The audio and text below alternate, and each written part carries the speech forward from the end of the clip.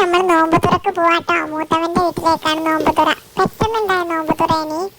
അപ്പൊ എല്ലാരും അവനാന്റെ വീട്ടിൽ നിന്ന് ഓരോ സാധനങ്ങൾ വെച്ചുണ്ടാക്കി പോവാനാണ് പ്ലാന്. ഉച്ചക്ക് 1 മണിക്ക് പെട്ടെന്നുണ്ടായ നോമ്പ് തുറ ഇനി.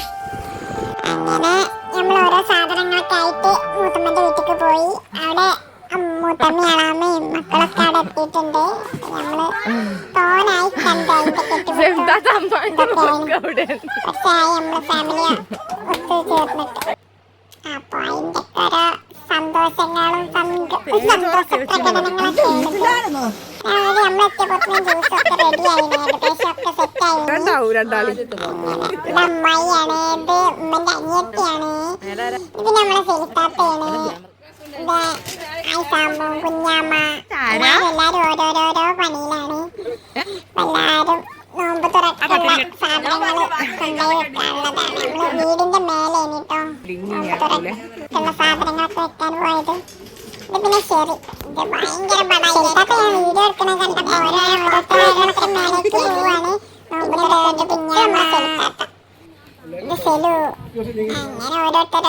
പിന്നെ ഞങ്ങൾ ഇരിക്കാനുള്ളത് കുഞ്ഞു കുട്ടികളൊക്കെ ഇരിക്കേണ്ടതൊക്കെ സെറ്റാക്കുകയാണ്, കുഞ്ഞൊക്കെ സെറ്റാക്കുകയാണ്. അങ്ങനെ പിന്നെ നമ്മൾ നോമ്പ് ബാങ്ക് കൊടുത്തിട്ടാ നോമ്പ് തുറക്കാൻ നിൽക്കുകയാണ്. ഓരോരുത്തർ നോമ്പ് പറഞ്ഞ് അങ്ങനെ തോനെ കാലത്തിന് ശേഷം അങ്ങനെയൊക്കെ.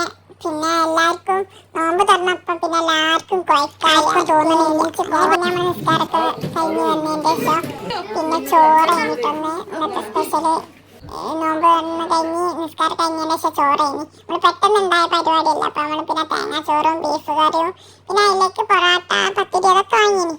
അങ്ങനെ പിന്നെ അതൊക്കെ കഴിഞ്ഞ് പിന്നെ നമ്മളെല്ലാവരും കൂടി മുറ്റത്ത് ഇരുന്നാണ്ട് സംസാരിക്കുകയാണ്. അവർക്ക് പുതിയ വീട് പരിപാടിയായി. അപ്പം ഇനി പുതിയൊരു വീടിന്റെ ഒരു വ്ലോഗായിട്ട് വീണ്ടും കാണാം. Okay bye.